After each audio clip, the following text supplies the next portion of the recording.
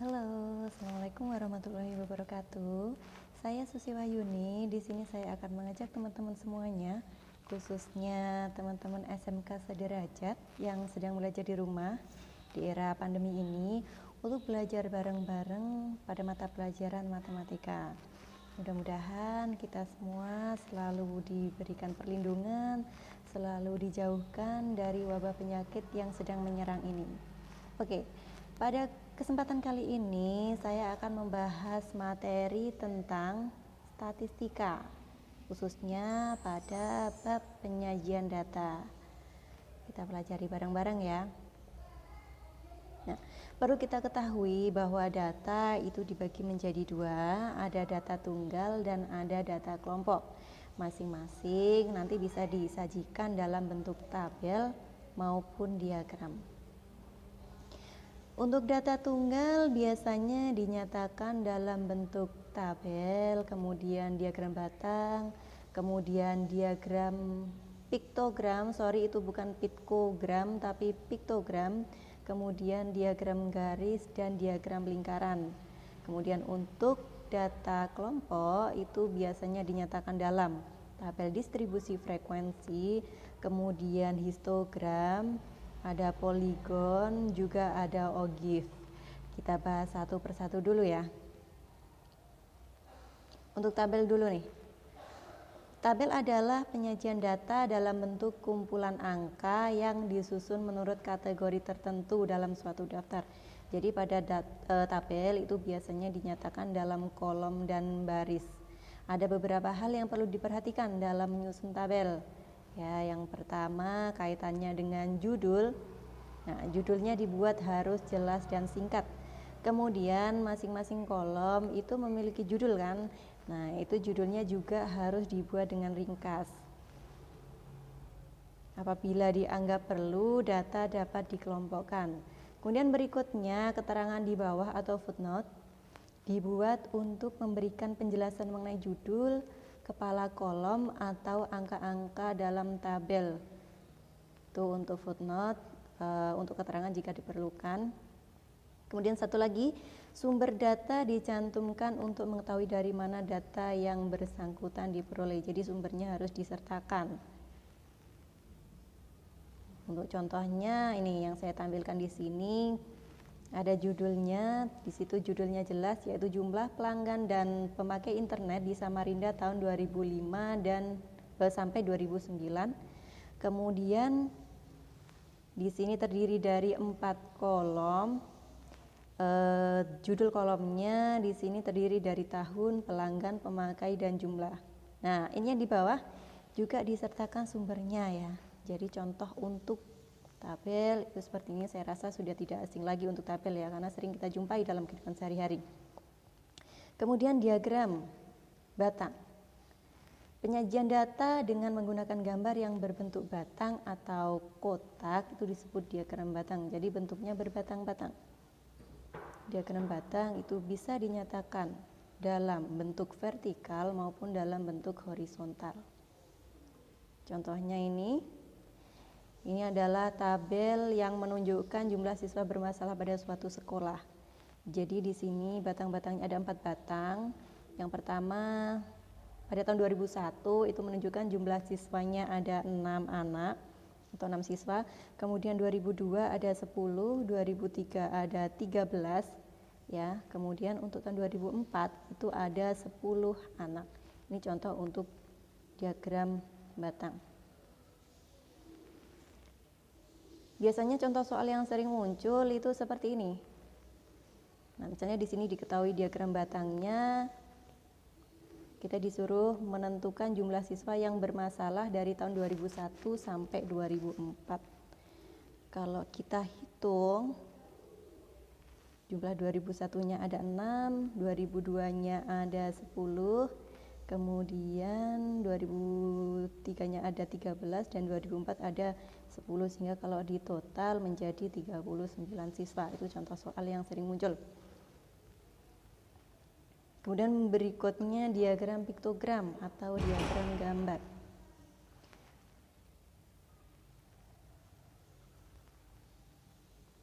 Nah, dalam diagram piktogram Itu datanya disajikan dalam bentuk gambar-gambar. Misalnya di sini saya punya tabel jumlah siswa di Kota Bangun berdasarkan tingkat pendidikan tahun 2007, di mana TK-nya ada 4.000, SD-nya 3.000, SLTP-nya 2.500 dan SLTA-nya 3.500. Ini kalau dinyatakan dalam diagram gambar atau diagram piktogram itu seperti ini. Jadi jumlahnya itu dituliskan dalam lambang atau gambar. Dan di sini harus ada keterangan yang lebih jelas, yaitu di sini menyatakan keterangannya menyatakan bahwa satu gambar jumlahnya ada 500, sehingga kalau terdiri dari misalnya SLTP itu terdiri dari 5 gambar, maka jumlahnya itu adalah 5 kali 500, yaitu 2.500. Nah, berikutnya untuk diagram lingkaran. Jadi pada diagram lingkaran itu datanya dinyatakan dalam sebuah lingkaran yang dibagi ke dalam sektor-sektor atau juring-juring.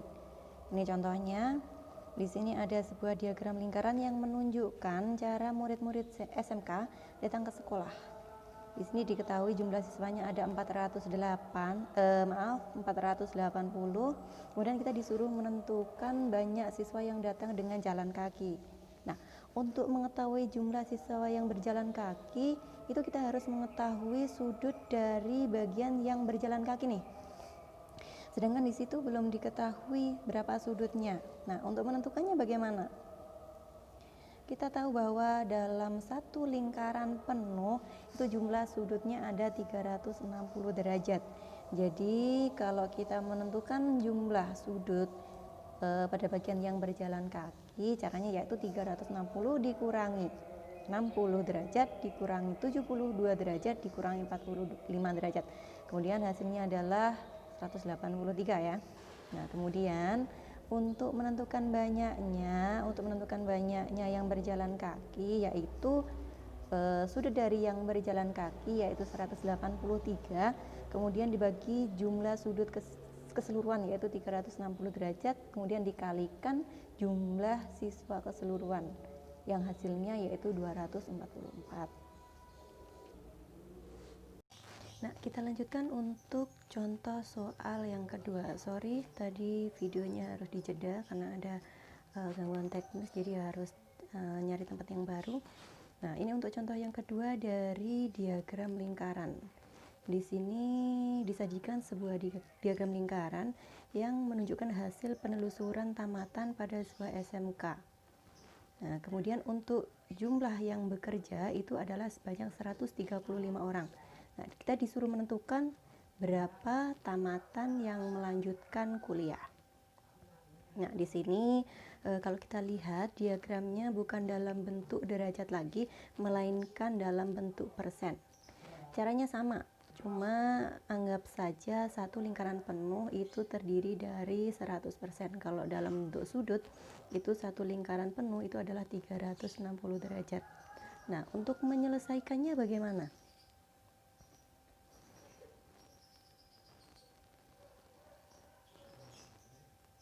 Jadi untuk menyelesaikan soal yang seperti ini, nah kita disuruh menentukan berapa yang melanjutkan kuliah, maka kita harus menentukan dulu berapa persen yang melanjutkan kuliah. Untuk menentukan yang melanjutkan kuliahnya, persentasenya caranya yaitu 100% dikurangi 10% untuk yang menganggur, kemudian 45% yang bekerja, kemudian wira swasta. Oh ya, ini untuk yang wira swasta belum diketahui secara jelas ya berapa persennya. Jadi harus kita cari. Tapi di situ ada keterangan bahwa untuk yang wira swasta itu di situ ada sudut siku-siku yang menyatakan sudutnya adalah 90 derajat atau 1/4 lingkaran. Jadi kalau dinyatakan dalam persen itu adalah 1/4 dari 100%, yaitu 25%. Sehingga wira swastanya persentasenya itu adalah 25%. Sehingga bisa kita ketahui bahwa yang melanjutkan kuliah itu ada 20%. Nah, kemudian untuk mencari yang melanjutkan kuliah caranya yaitu 20% per 45%. Kenapa di sini 45%? Karena 45% itu adalah persentase yang bekerja. Karena di situ tadi yang diketahui adalah jumlah orang yang bekerja. Ya, saya ulangi, jadi untuk menentukan yang melanjutkan kuliah itu adalah 20% per 45%, kemudian dikali 135 orang, yaitu yang bekerja tadi. Kalau kita hitung hasilnya adalah 60 orang. Jadi caranya seperti itu. Bagaimana cara membuat diagram lingkaran? Nah, untuk membuat diagram lingkaran, pertama kita harus mengetahui sudut-sudut dari bagian atau juring-juring yang harus kita buat. Nah, di sini ada contoh tabel pekerjaan dari 300 penduduk Desa Makmur pada tahun 2009, di mana petani frekuensi atau jumlahnya ada 90, kemudian peternak 10 dan seterusnya, sehingga jumlah semua penduduknya itu adalah 300. Nah, kita buat tabel ini dalam bentuk diagram lingkaran. Kita tentukan sudutnya dulu nih. Kita tentukan sudutnya dulu. Caranya untuk menentukan sudutnya dulu itu adalah 90 untuk petani ya, karena tadi diketahui petani jumlahnya ada 90, maka 90 per jumlah penduduk secara keseluruhan tadi diketahui 300 kan, sehingga 90 per 300 dikali jumlah sudut satu lingkaran penuh, yaitu 360 derajat. Hasilnya adalah 108 derajat. Kemudian yang kedua untuk peternak, di situ jumlahnya ada 10, sehingga untuk menentukan sudutnya adalah 10 per 300 atau jumlah penduduk secara keseluruhan tadi, kemudian dikali 360, sehingga hasilnya adalah 12 derajat dan seterusnya hingga sampai pada karyawan. Caranya sama. Kemudian kalau kita ingin menentukan persentasenya, caranya juga sama nih. Misalnya petani jumlahnya 90 per jumlah penduduk keseluruhan yaitu 300, kemudian dikali satu lingkaran penuh adalah 100%, maka dikali 100% hasilnya adalah 30%. Seperti itu. Kemudian setelah itu barulah kita buat diagram lingkarannya.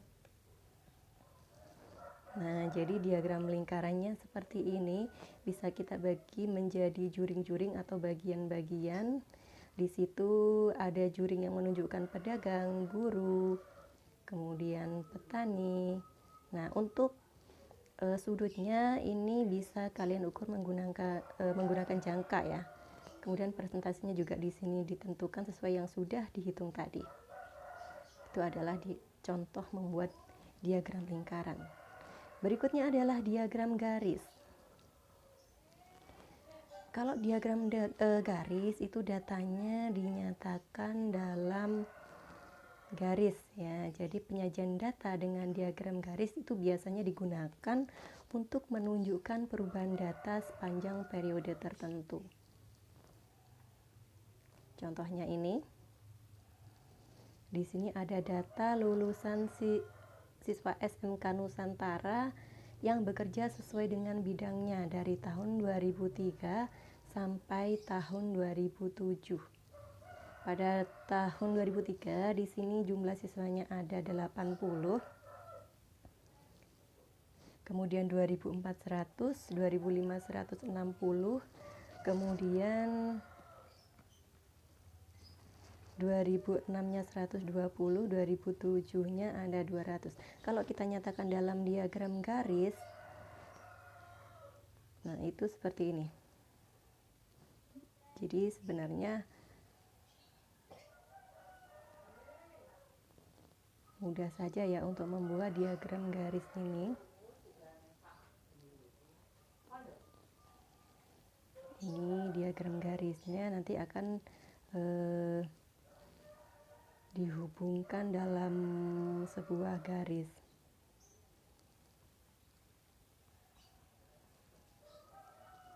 Coba perhatikan.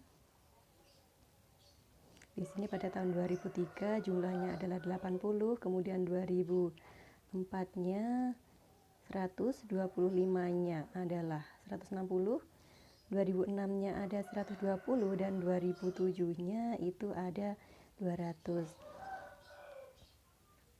Di situ kita bisa menemukan titik temunya atau titik koordinatnya, kemudian kita hubungkan titik-titik koordinat itu menggunakan garis.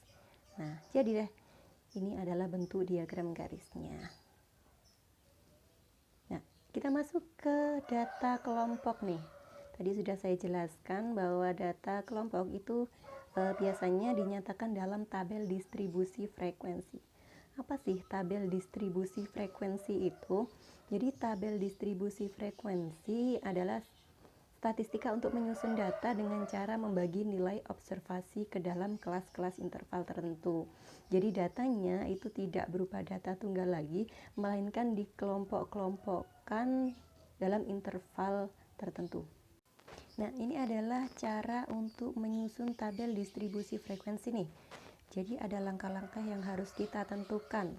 Langkah yang pertama yaitu menentukan jangkauan data. Apa itu jangkauan data?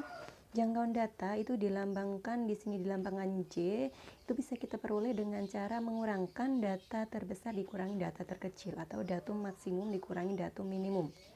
Kemudian langkah yang kedua yaitu menentukan banyak kelas interval ya. Jadi ada berapa kelompok data gitu kan. Nah, untuk menentukannya di sini ada rumusnya. Rumusnya yaitu 1 ditambah 3,3 log N. Di sini N adalah jumlah data secara keseluruhan.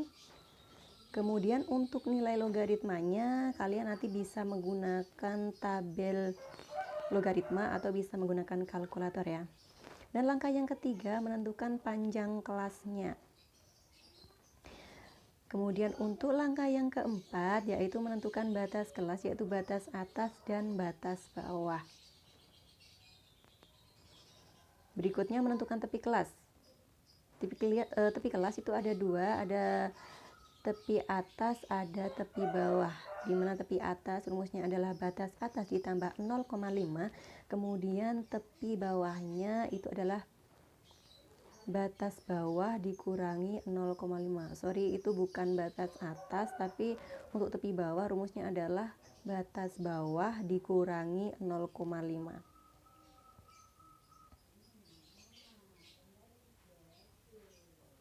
Ini contoh tabel distribusi frekuensi. Coba kita analisis bareng-bareng ya. Tabel distribusi frekuensi ini menunjukkan hasil tes matematika.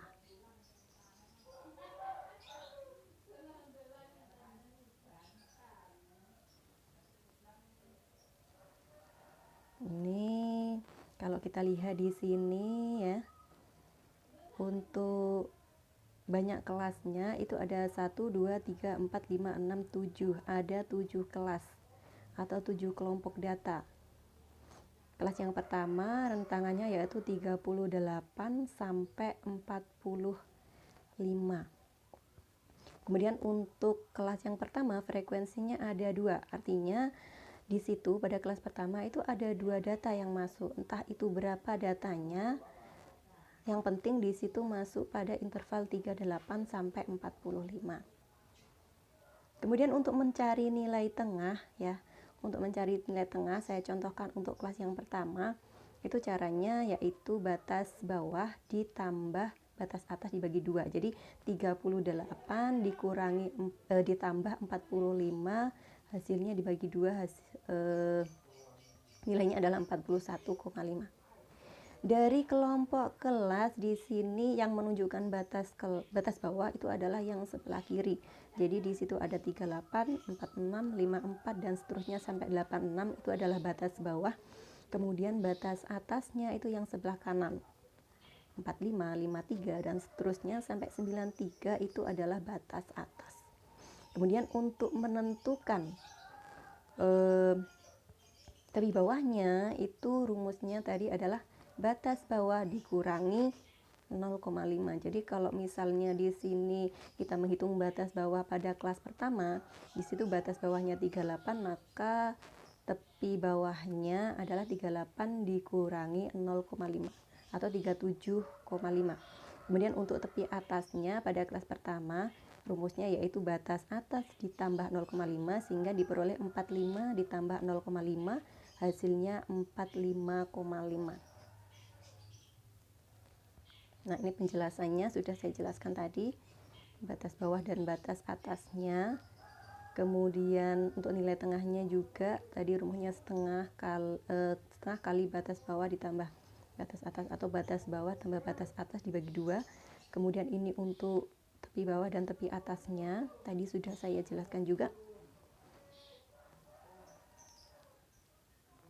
Ya, berikutnya adalah histogram. Apa itu histogram? Jadi histogram itu merupakan diagram frekuensi bertangga yang bentuknya batang-batang berimpit. Jadi hampir sama dengan diagram batang, cuma kalau pada diagram batang itu batangnya berdiri sendiri ya. Tapi kalau pada histogram itu batangnya nanti akan berimpit atau bergandengan.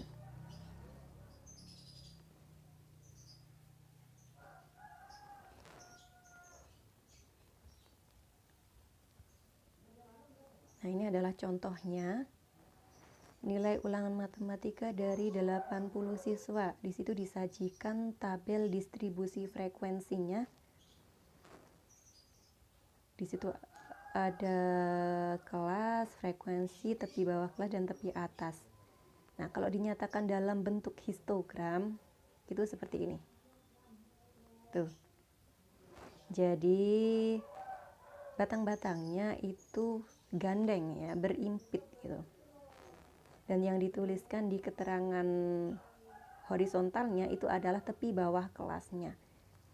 Jadi untuk yang batang pertama itu menunjukkan kelas pertama dengan tepi bawahnya 51,5 dan tepi atasnya ada 58,5.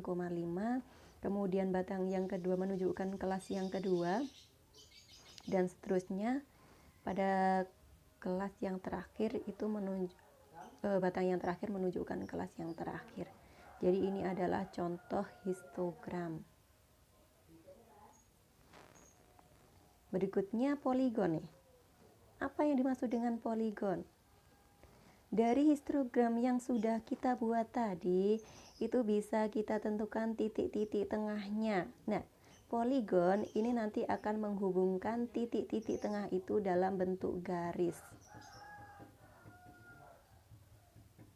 Contohnya ini.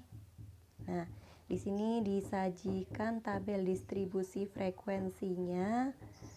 Kemudian kalau dinyatakan dalam bentuk poligon itu seperti ini. Jadi hampir sama seperti histogram tadi, cuma di sini yang ditentukan adalah nilai tengahnya. Kalau pada histogram tadi itu yang dicantumkan adalah tepi bawah dan tepi atasnya. Kalau pada poligon itu menentukan nilai tengahnya. Nah, kita lihat pada batang yang pertama, di situ nilai tengahnya yaitu 55. Dari mana 55? Tadi sudah saya jelaskan, yaitu batas bawah ditambah batas atas dibagi 2. Dan seterusnya sampai pada batang yang terakhir. Kemudian dari nilai tengah itu bisa kita buat titik-titik, kemudian titiknya itu bisa kita hubungkan dengan garis-garis seperti ini. Jadi ini adalah tampilan dari poligon. Demikian penjelasan dari materi penyajian data statistika. Semoga bermanfaat dan selamat belajar.